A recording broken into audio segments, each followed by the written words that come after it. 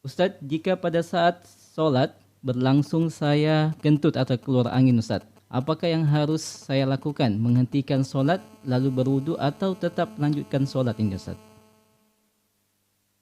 Kalau seorang pada saat sholat dia berhadas, maka dia keluar dari sholatnya. Kemudian dia pergi berwudu. Setelah itu dia kembali lagi, lalu dia mengulang sholatnya dari awal. Kalau dia di dalam sholat berjamaah, dia keluar dari jamaah, dia pergi berwudu. Setelah itu dia ikuti imam sekadar apa yang Allah mudahkan untuknya. Setelah itu, setelah imam salam, maka dia tambah dari kekurangannya. Iya. Dan tidak boleh dia diam. Misalnya dia sedang di tengah masjid, khawatir kalau dia keluar misalnya, banyak orang dan sebagainya. Justru dia diam di situ tidak boleh. Karena dia batal sholatnya. Dan tidak boleh seorang itu sholat dalam keadaan dia tidak berwudu.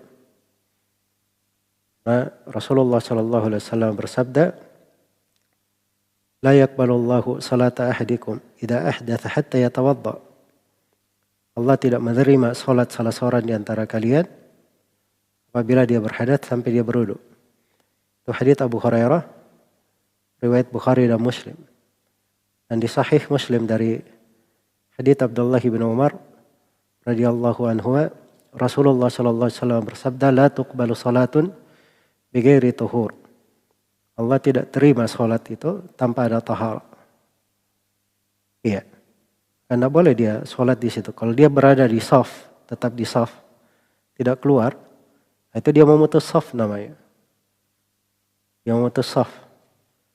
Nah, dia lihat pada saat orang berdiri, itu biasanya orang berdiri, tidak apa-apa, dia lewat di antara shaf-shaf, dia lewati. Ya itu tidak bermasalah, sebab yang dilarang itu cuma lewat di depan imam. Kalau sholat berjamaah yang dilarang cuma lewat di depan imam saya. Ataupun lewat di sebagian shaf untuk suatu keperluan, itu enggak dipermasalahkan. Ya dibolehkan. Berdasarkan hadits Ibnu Abbas, riwayat Al-Bukhari, kata beliau, saya pernah terlambat datang sholat dan saya sudah menunggangi unta bunting, kata Ibnu Abbas. Saya lewat di sebagian shaf.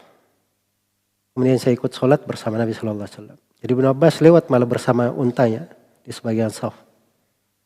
Iya. Kemudian beliau sholat, ikut sholat bersama Nabi Sallallahu Alaihi Wasallam.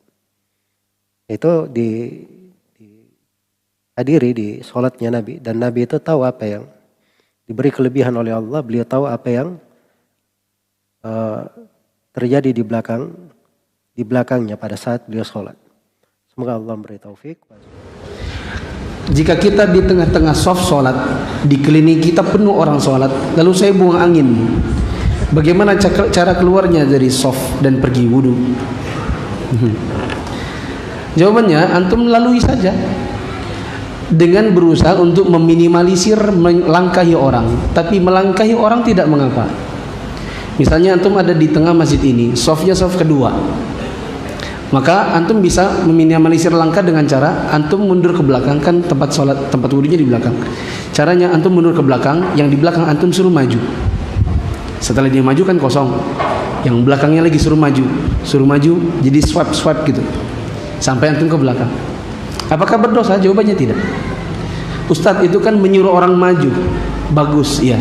Bagaimana kalau saya di samping tempat wudunya? Bagaimana kalau saya berjalan melangkahi tempat-tempat sholat mereka? Jawabannya tidak mengapa. Karena yang dilarang untuk dilangkahi atau dilintasi itu hanya dua orang. Siapa?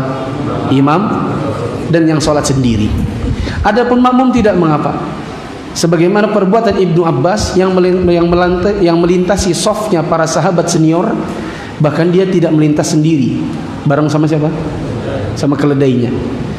Ya, selesai. Di dalam hadis itu dia mengatakan, dan tak seorang pun yang memalangkan tangannya untuk menghalangi saya.